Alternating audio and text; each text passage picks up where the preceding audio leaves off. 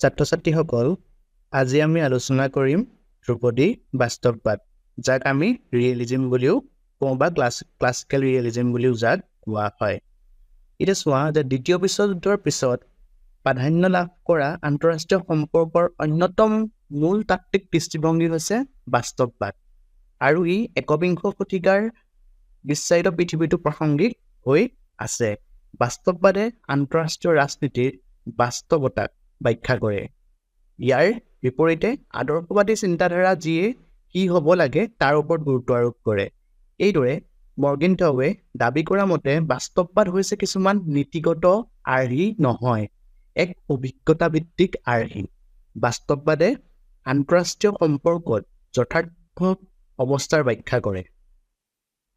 শৃংখলাটোক কেনেকৈ প্ৰতিষ্ঠা হৈছে বা বজাই ৰাখিছে সেই সম্পৰ্কে তেওঁ বৰ্ণনা বা এই তত্ত্বটোৱে বৰ্ণনা কৰে।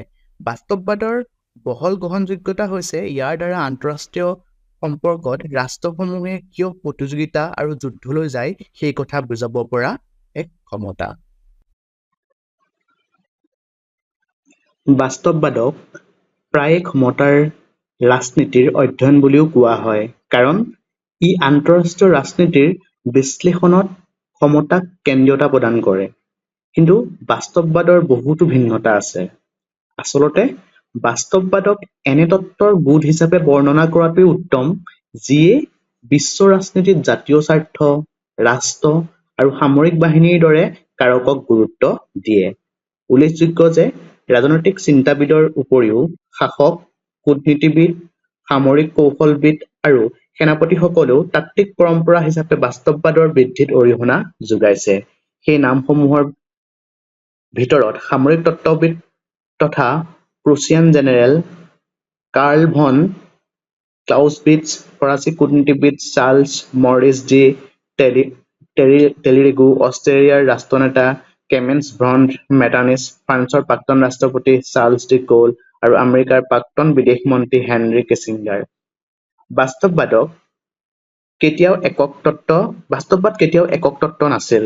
অৱশ্যে ইয়াৰ সকলো ভিন্নতাতে ক্ষমতা আৰু সামৰিক উপায়ৰ কেন্দ্ৰীয়তা আছে, যিবোৰ ৰাষ্ট্ৰসমূহে নিজৰ নীতিৰ জৰিয়তে লাভ কৰিবলৈ চেষ্টা কৰে। সাধাৰণতে বাস্তৱবাদ আমূল সংস্কাৰৰ সম্ভাৱনাক লৈ নিৰাশাবাদী আন্তঃৰাষ্ট্ৰীয় ব্যৱস্থা। বাস্তৱবাদ আৰু নিৰাপত্তা অধ্যয়নৰ মাজত ঘনিষ্ঠ সম্পৰ্ক আছে, কাৰণ দুয়োটাই সংঘাত, যুদ্ধ আৰু জীয়াই থকাৰ অধ্যয়ন কৰে। বাস্তৱবাদৰ প্ৰধান নীতিসমূহনো কি? আমি সেইসমূহ আলোচনা কৰোঁ আহা। প্ৰথমটো হৈছে বাস্তৱবাদীসকলে বিশ্বাস কৰে যে ৰাষ্ট্ৰসমূহ আন্তঃৰাষ্ট্ৰীয় সম্পৰ্কৰ প্ৰাথমিক অভিনেতা, আৰু সেয়েহে তেওঁলোকে কয় যে আন্তঃৰাষ্ট্ৰীয় সম্পৰ্কৰ প্ৰধান কৰ্তা। তেওঁলোকে অন্যান্য কাৰকক কম গুৰুত্ব দি ৰাষ্ট্ৰৰ আচৰণৰ ব্যাখ্যা দিবলৈ চেষ্টা কৰিছে।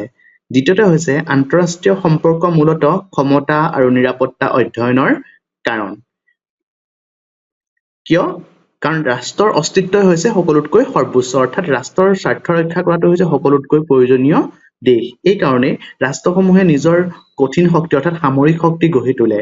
বাস্তৱবাদীও উচ্চ ৰাজনীতি আৰু নিম্ন ৰাজনীতিৰ বিষয়ৰ মাজত পাৰ্থক্য মানি নলয়। উচ্চ ৰাজনীতিত নিৰাপত্তাৰ দৰে ৰাষ্ট্ৰৰ অস্তিত্ব ৰক্ষাৰ বাবে প্ৰয়োজনীয় ক্ষেত্ৰসমূহ অন্তৰ্ভুক্ত কৰা হয়।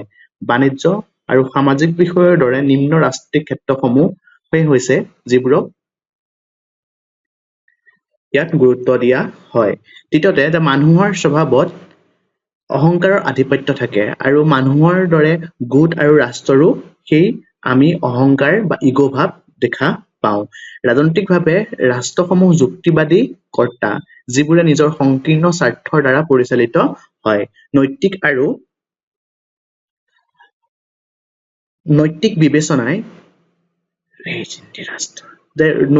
বিবেচনাৰে তেওঁলোকৰ নিজ স্বাৰ্থত লক্ষ্য হোৱাটোৱে নিজ স্বাৰ্থ সিদ্ধি কৰাটোৱে হৈছে তেওঁলোকৰ প্ৰধান লক্ষ্য। এনে পৰিস্থিতি য'ত ৰাষ্ট্ৰৰ বৈদেশিক নীতিৰ ন্যায্যতা এই ভিত্তিত কৰা হয় যে যাতে ইয়াৰ জাতীয় স্বাৰ্থ ৰক্ষা কৰিব পাৰে।